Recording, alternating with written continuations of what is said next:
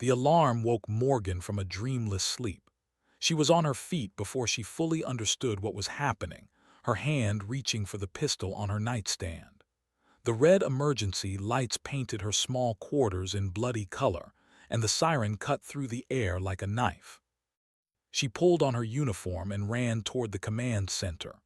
The corridors of Vega 7 Colony were already filling with confused civilians, miners still covered in dust from the deep shafts, mothers clutching children who cried at the noise. Pushed through them, her heart pounding in her chest. Sergeant Pete Dawson was waiting for her in the command center. He was a big man with gray in his hair and scars on his hands from 20 years of service. His face told her everything she needed to know before he spoke a single word. He said, "A full invasion fleet. They dropped out of faster-than-light travel about 10 minutes ago, 40 ships, maybe more." Felt the blood drain from her face. The Dominion was one of the most aggressive empires in the galaxy. They did not negotiate. They did not take prisoners in any meaningful sense. They took slaves. "How many ground troops?" she asked. "Scanners estimate between 8 and 10,000. Closed her eyes for a moment. She had 50 soldiers under her command. 50 soldiers and 400 civilians, including children.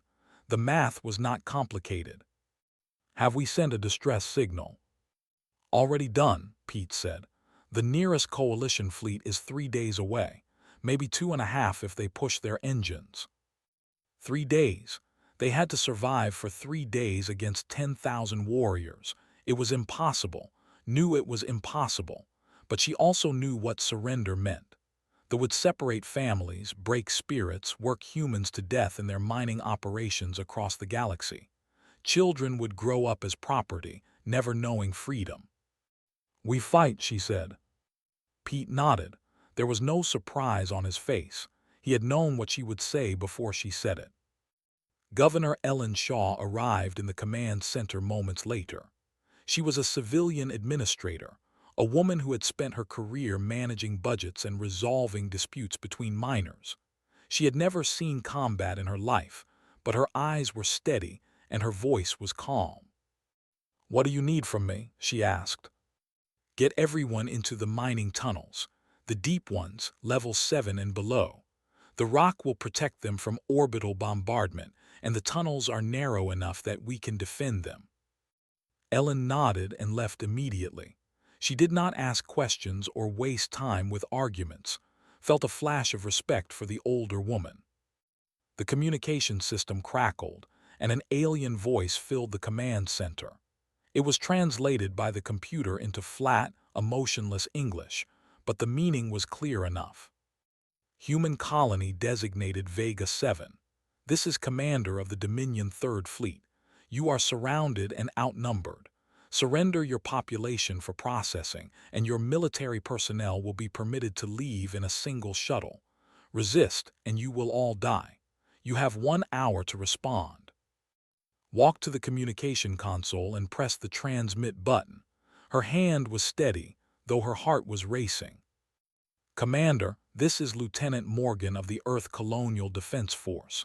Vega 7 is human territory. We do not surrender our people to slavers. If you want this colony, you will have to take it." She released the button. The command center was silent. Pete let out a long breath. "Well," he said, "I guess we are doing this." Turned to face her soldiers. There were only 12 of them in the command center, but they represented the kind of people who had volunteered to serve on the frontier. They were not afraid of hard work or long odds. They had chosen this life because they believed in something bigger than themselves. "We cannot win this fight," told them honestly. "But we can make them pay for every inch of ground. We can buy time for the fleet to arrive. And we can show the galaxy what humans are made of. I will not order any of you to stay. If anyone wants to take Commander up on his offer, I will not stop you." Nobody moved, nobody spoke, but she could see the answer in their eyes. "All right," she said, "let us get to work." The next hour was controlled chaos. Deployed her 50 soldiers across the colony's perimeter, focusing on the three main approaches to the mining tunnel entrances. They set up automated turrets, laid mines in the open ground, and prepared fallback positions in case the outer defenses fell.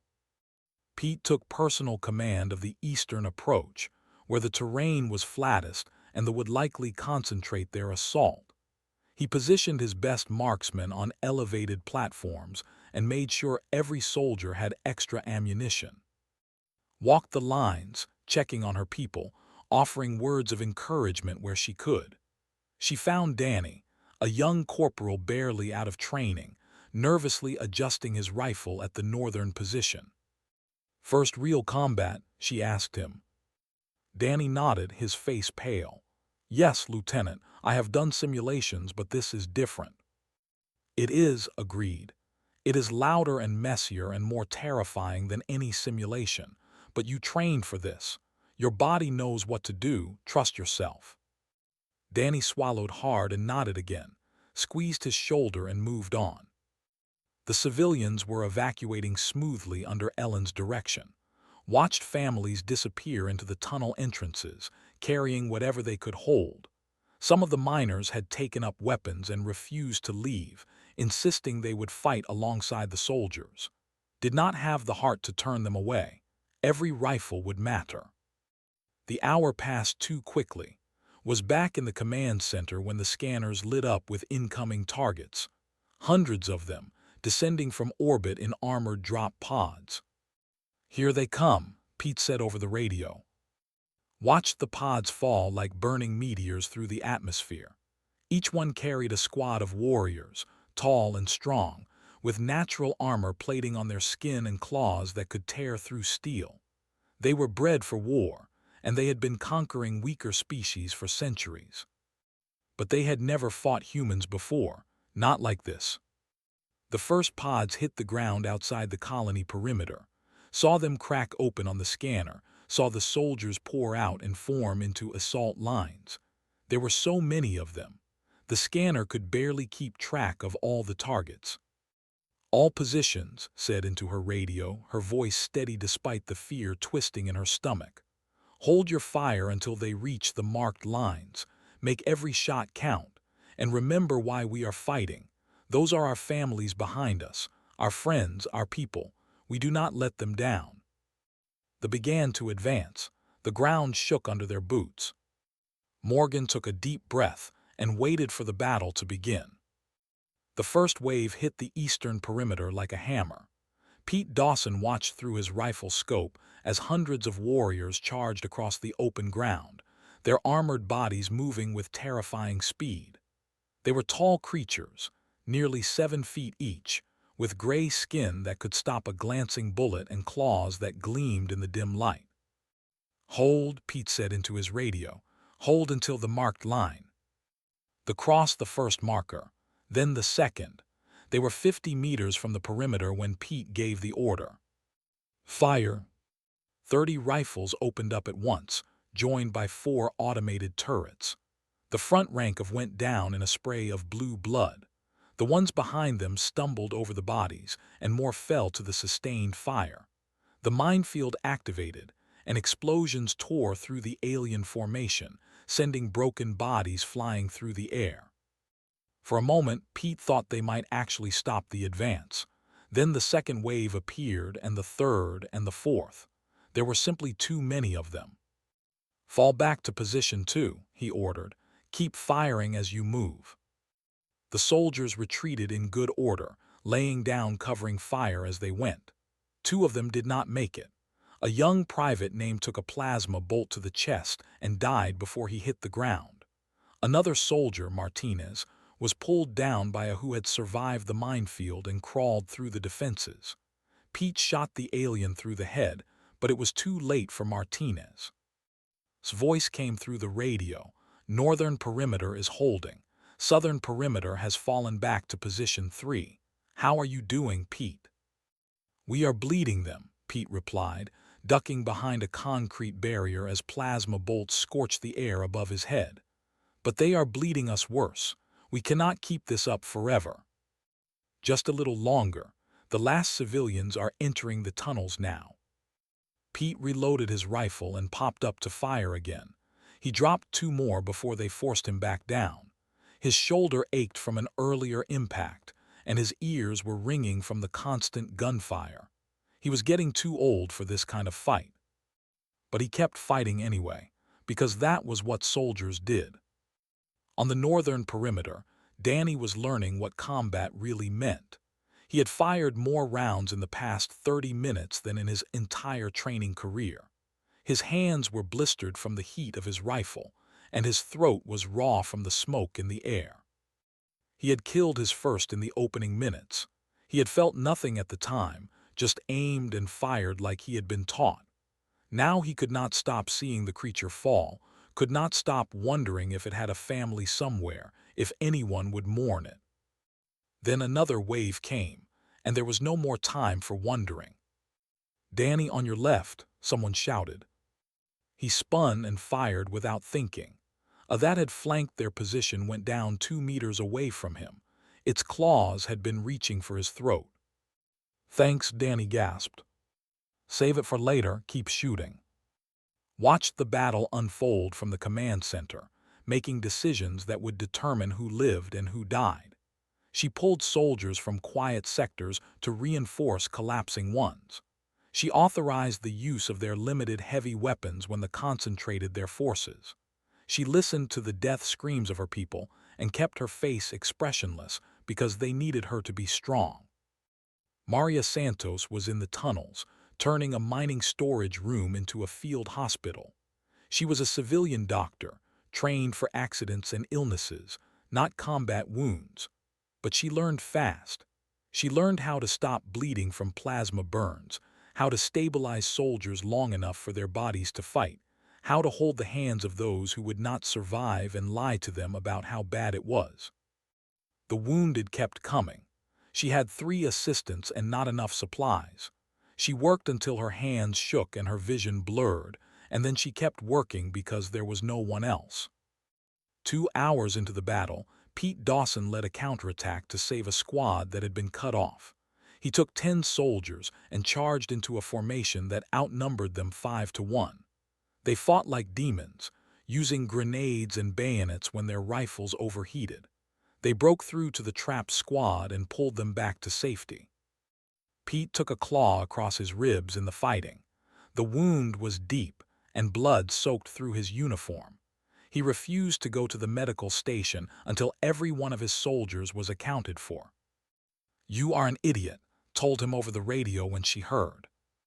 "I have been called worse," Pete replied, his voice strained with pain. "The line is holding, that is what matters." Made the hardest decision of the day an hour later. They had broken through the southern perimeter and were pouring into the residential district. She could try to retake it, which would cost lives they could not afford to lose, or she could collapse the district. She chose to collapse it. The explosive charges they had placed earlier brought down 3 entire blocks, burying hundreds of soldiers under tons of rubble. It also destroyed homes, memories, everything the colonists had built over years of hard work. Watched the dust cloud rise and felt something die inside her. But the line held. As the 4th hour of battle began, the defenders had been pushed back to the tunnel entrances. They had lost 18 soldiers and 11 civilian volunteers.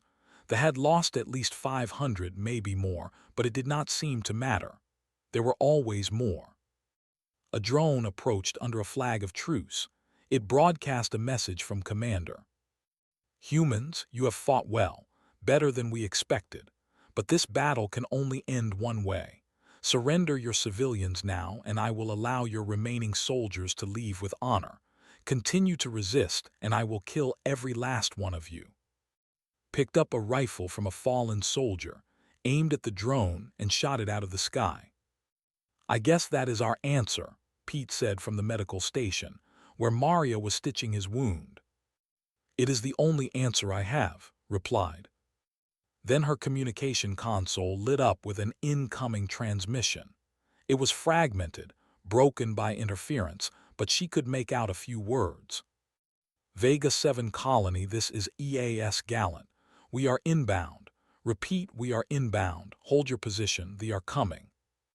Did not recognize the ship name or the unit designation, but she recognized the tone. It was the voice of someone who expected to win. Who are the Danny asked. Pete laughed, a painful sound that turned into a cough. Shock troopers, he said. Earth's shock troopers. Oh, those ugly gray lizards have no idea what is coming. Felt something she had not allowed herself to feel since the battle began. She felt hope. The EAS Gallant was not a large ship.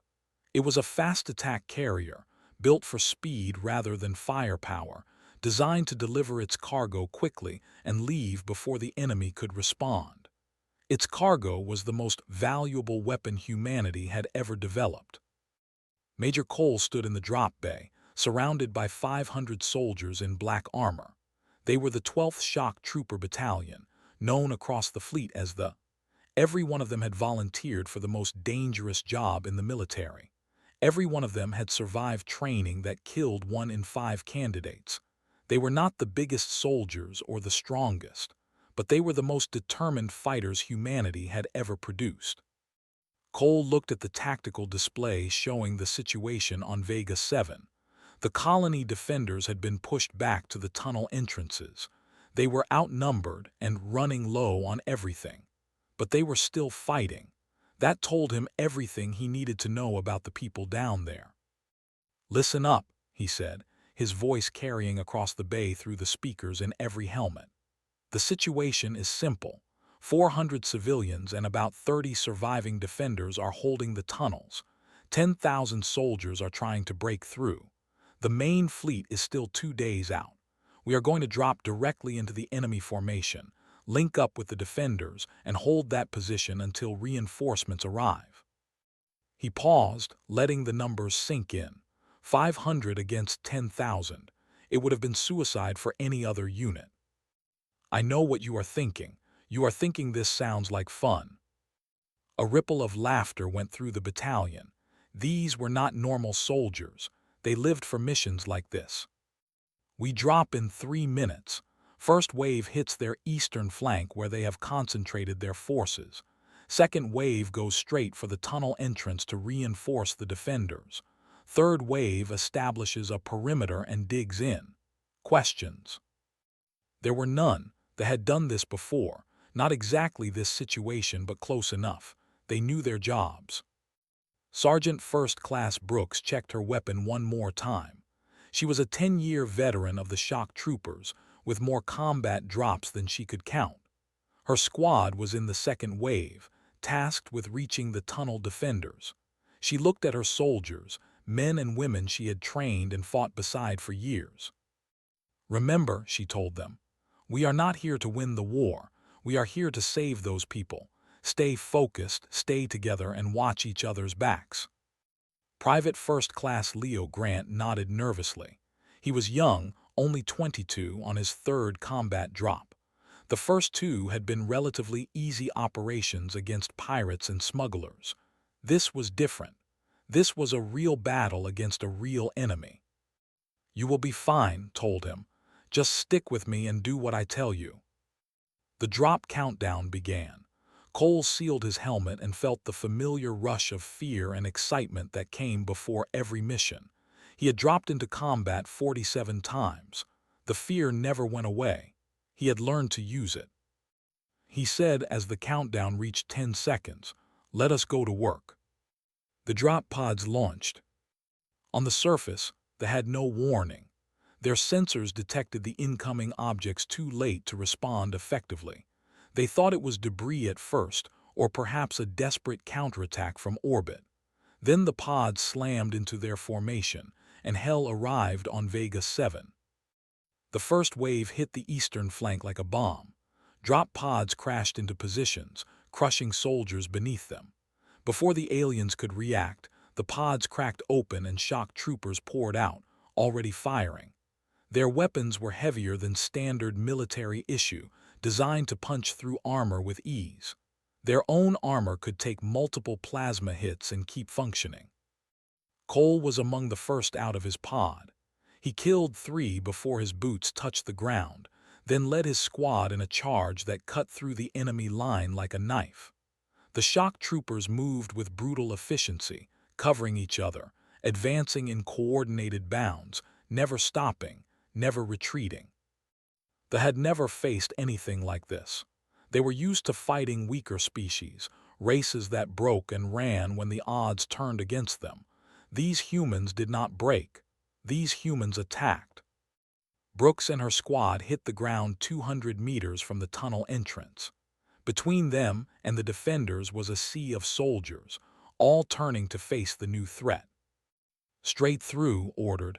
"Do not stop for anything." They charged. Leo Grant ran beside his sergeant, firing his rifle on full automatic, not aiming so much as spraying in the general direction of anything gray and moving. A came at him from the side, claws extended. Leo ducked under the swing and put 3 rounds through its chest at point-blank range. He kept running. The shock troopers carved a path through the formation with grenades, rifles, and in some cases bare fists when the fighting got too close for firearms. They lost soldiers along the way, took a plasma bolt through the visor, was pulled down by 3 and died fighting. But they did not stop. Morgan saw them coming. She had moved to the tunnel entrance to direct the final defense, expecting to die within the hour. Instead, she watched black-armored figures tear through the siege lines like they were made of paper. Reached the entrance first.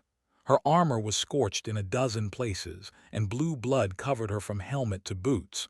She snapped a salute at Sergeant First Class Brooks, 12th Shock Trooper Battalion. "Sorry we are late." Laughed, it came out somewhere between relief and hysteria. "You are right on time, Sergeant. What is your situation?" "Major is establishing a perimeter with first and third waves. We are here to reinforce your position. How many fighters do you have left?" 32 soldiers, maybe 20 civilians who can hold a rifle." Nodded. "That is more than I expected. Your people did good work, Lieutenant, real good work." Outside, the battle was transforming. They, for the first time in the engagement, were falling back. They were not retreating exactly, just trying to reorganize, to understand this new threat that had dropped into their midst. Cole did not give them time. "All units advance," he ordered. "Keep the pressure on, do not let them regroup." The shock troopers pushed forward, reclaiming ground the defenders had lost over hours of fighting. They moved with the confidence of soldiers who had faced worse odds and won. They moved like they owned this battlefield. Leo Grant found himself standing over a wounded colonial defender, a young woman with a rifle that had run empty long ago. She looked up at him with exhausted eyes. "Help is here," he told her, offering his hand. She took it and let him pull her to her feet. Around them, the sounds of battle continued, but the tone had changed. It was no longer a desperate last stand. It was a fight they could win. Cole established his command post in the remains of a warehouse 200 meters from the tunnel entrance. The building had taken heavy damage in the fighting, but its walls still stood, and it offered good sight lines across the battlefield. He pulled up the tactical display and studied the enemy positions. They had fallen back to a defensive line around their landing zone.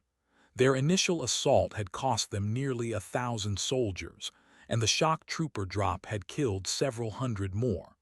They were still dangerous, still outnumbering the humans significantly, but they had lost the initiative. Morgan arrived at his command post with Pete Dawson, who refused to stay in the medical station despite his wounds. Cole studied them both, taking their measure. The young lieutenant looked exhausted but steady. The older sergeant looked like he should be in a hospital bed, but his eyes were sharp and focused. "Lieutenant Morgan," Cole said, "your people held this position for 5 hours against overwhelming odds. That is impressive work." "We did what we had to do," replied. "What is the plan now, Major?" Cole pointed to the tactical display. "They are regrouping at their landing zone. They have about 8,000 soldiers left, plus their ships. Those ships are the problem. If their commander decides he cannot win on the ground, he might order an orbital bombardment. He would kill his own troops along with us, but they have done that before. So we need to take those ships, Pete said. Yes, we need to capture or destroy them before they can fire, which means we need to attack before they expect it. Frowned. We have maybe 550 fighters total. They have 8,000 in fortified positions around those ships. How do we attack that? Cole smiled. It was not a pleasant expression. We do what shock troopers do, Lieutenant. We find their weak points, we hit them hard and fast, and we do not stop until the job is done. He outlined his plan. Brooks would lead a strike team through the collapsed residential district, using the rubble as cover to approach the command ship. Their objective was to kill the enemy leadership and throw the into confusion. Meanwhile, Cole would lead the main force in a frontal assault, keeping the enemy focused on the obvious threat. The colonial defenders would hold the tunnel entrance in case any tried to flank them. It is risky, said. It is the only option that does not end with all of us dead, Cole replied. Are you in? Looked at Pete. The old sergeant shrugged, then winced at the pain in his ribs. I did not survive 20 years just to die from orbital bombardment. Let us do it. The attack began an hour later. Cole led 300 shock troopers across the open ground toward the defensive line, firing as they advanced. The aliens responded with plasma cannons and massed rifle fire, turning the air into a deadly storm of energy bolts. Shock troopers fell, but the others did not slow down. They had trained for this, conditioned themselves to keep moving forward even when every instinct screamed to find cover. They closed the distance to the enemy line, then crashed into it with grenades and close-quarters weapons. The fighting was brutal and personal. Shock troopers grappled in the smoke and dust, killing each other with knives and claws when their guns ran empty. Cole fought at the front, his rifle blazing, his voice steady on the radio as he directed his forces. Second platoon, push left. Third platoon, cover the gap. Keep moving, do not let them set up a crossfire. On the other side of the battlefield, Brooks led her strike team through the shattered ruins of the residential district. They moved quietly, avoiding patrols, working their way toward the command ship at the center of the landing zone. Leo Grant was with her, along with 15 other soldiers she had personally selected for this mission. They reached the edge of the landing zone without being detected. The command ship loomed before them, a massive vessel bristling with weapons. Around it, officers were barking orders, trying to coordinate their defense against the frontal assault. That is our target, whispered, pointing to a cluster of officers near the ship's main ramp. We take them out, and their whole command structure falls apart. How do we get close enough? Leo asked. Pulled a captured grenade from her belt. We do not need to get close, we just need to get their attention. She threw the grenade into a group of supply crates near the ship. The explosion sent debris flying and sparked secondary explosions in the ammunition stored nearby. The around the command ship scattered in confusion, and team opened fire. The strike team moved with deadly precision, picking off officers and disrupting communications. Leo found himself face to face with a twice his size, its claws slashing at his helmet. He blocked the strike with his rifle, then kicked the creature's leg out from under it and shot it through the head. Reached the command ramp and fought her way up, killing 4 guards before she burst onto the bridge. The fleet commander was there, surrounded by his staff. He was taller than the others, with ceremonial armor that marked his rank. Human, he said, reaching for his weapon. Shot him 3 times before he finished the motion. The death of Commander rippled through the forces like a shockwave. Officers stopped receiving orders. Units lost coordination. The defensive line that had been holding against Cole's assault began to crumble as soldiers looked over their shoulders, wondering what was happening behind them. Cole seized the moment. All units push forward, they are breaking. The shock troopers surged ahead, overwhelming positions that had been impregnable minutes before. The aliens began to fall back toward their ships, but the ships were no longer safe havens. His team had captured the command vessel and was turning its weapons against the other landing craft. Leo Grant found a group of wounded colonial defenders who had been captured during the earlier fighting. They were being held in a makeshift prison near one of the transport ships. He shot the guards and freed the prisoners, then helped them to safety while his provided covering fire. One of the freed prisoners was an older woman with burns on her arms. "Thank you," she said, her voice shaking. "They were going to ship us off tomorrow." "Not anymore," Leo replied. "Can you walk?" She nodded, and he helped her toward the human lines. As the sun set on Vega 7, the battle was effectively over. The remaining had surrendered when their ships were captured or destroyed. Nearly 2,000 had died in the final assault, along with 43 shock troopers and 8 colonial defenders who had joined the attack despite their exhaustion. Brooks had taken a plasma bolt to the leg during the assault on the command ship. She refused evacuation until her team was safely extracted, then collapsed from blood loss in the medical station. Maria Santos, the civilian doctor who had already saved dozens of lives that day, operated on her for 3 hours. Cole surveyed the battlefield as darkness fell. The ground was littered with bodies, human and alike. The cost had been high, but the colony was safe, the civilians were protected, and the enemy was defeated. He allowed himself a small moment of satisfaction before turning his mind to the next task. There was still work to do. 2 days after the battle, the Coalition fleet arrived. Admiral Hayes led a task force of 20 warships, expecting to find a colony under siege or already fallen. Instead, she found human flags flying over captured vessels and shock troopers standing guard over thousands of prisoners. Cole met her shuttle when it landed. He was tired, unshaven, and still wearing armor that bore the marks of combat, but he saluted crisply and gave her a full report on the engagement. "You held off 10,000 with 500 shock troopers and a handful of colonial defenders," Admiral Hayes said when he finished. Her voice carried a mix of disbelief and admiration.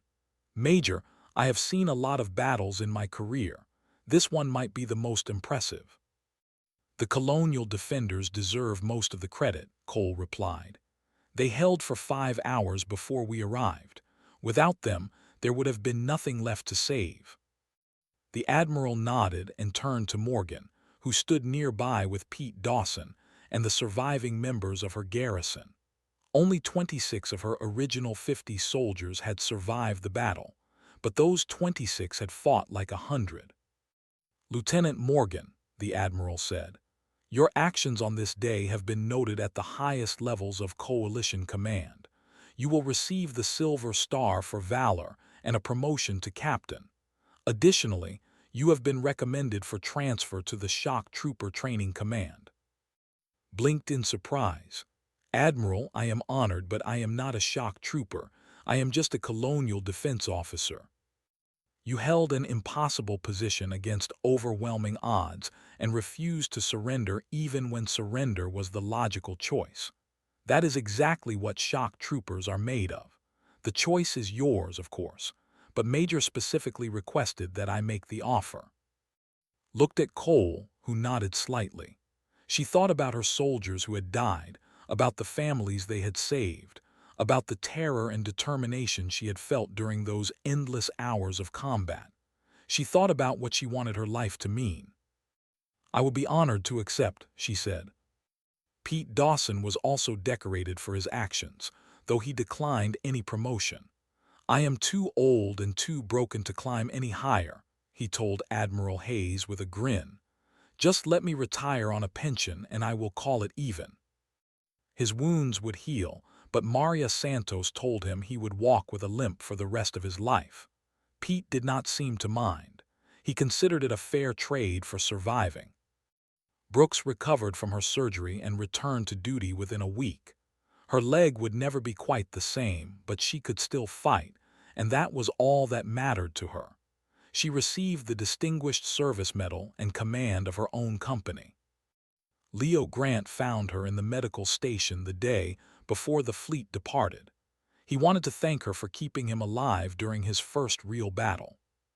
"You kept yourself alive," told him. "I just pointed you in the right direction. You have good instincts, Leo. Keep trusting them." "What happens now?" he asked. "Now we go home, rest for a few weeks, and wait for the next mission. There is always another mission." The prisoners were transported to coalition custody for processing. Most would spend years in labor camps, paying for their crimes against humanity and other species. The Dominion would be informed of their defeat and warned that any further aggression would be met with the same response. On the last day before the fleet departed, an officer requested permission to speak with Major. He was a sub-commander who had survived the battle by surrendering his unit before they were overrun. Cole granted the request and met him in a guarded room aboard one of the captured ships. "I have a question," the said through a translator. His voice was flat, but there was something like genuine curiosity in his eyes. "A question that has been troubling me since the battle ended." "Ask," Cole said. "This colony is small. 400 civilians, mostly miners. It has no strategic value, no rare resources, no military importance. Why did you fight so hard for it? Why did your soldiers die for something so insignificant?" Cole looked at the alien for a long moment. The question revealed something fundamental about the difference between humans, and something the Dominion would never understand no matter how many battles they fought. "Those 400 civilians are not insignificant," he said finally. "They are our people, human beings with families who love them, with lives and dreams and futures. We did not fight for the colony. We fought for them because that is what humans do. We protect our own, no matter the cost." The tilted his head, processing this response. "But the cost was high. Many of your soldiers died. Was it worth it?" "Ask any of them," Cole said. "The ones who died and the ones who survived. Ask them if they would do it differently. You will get the same answer from every one of them." He stood up and walked toward the door, then paused and looked back at the prisoner. "Your Dominion has been conquering weaker species for centuries. You have grown used to easy victories over people who cannot or will not fight back. Humanity is different. We are not the strongest species in the galaxy. We are not the or the most advanced, but we are stubborn. We are loyal, and we do not abandon our people to slavers, ever. Spread that message when you return home. Let your masters know what they will face if they come for us again." He left the alone with his thoughts. The fleet departed from Vega 3 days later. The colony would be rebuilt, its defenses strengthened, its people given the chance to return to their normal lives. Most of them would never forget what had happened. They would tell their children and about the siege, about the brave soldiers who had held the line, about the thunder from the sky when Earth's shock troopers arrived.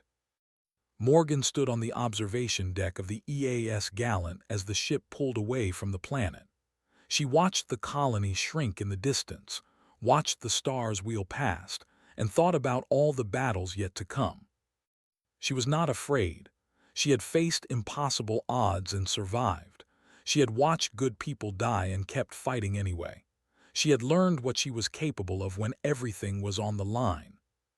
Somewhere out in the galaxy, other human colonies slept peacefully, protected by soldiers like her. Soldiers who would drop into hell itself to bring them home safe. That was what humanity meant now. Not just a species struggling to survive among ancient empires and hostile powers. A people who protected their own. A people who never gave up. A people who made even the most powerful civilizations think twice before threatening them. The message would spread. It always did after battles like this. The Dominion would learn, and so would every other empire that might consider humanity an easy target. Earth's children would sleep safe tonight, and the shock troopers would be ready for whatever came next.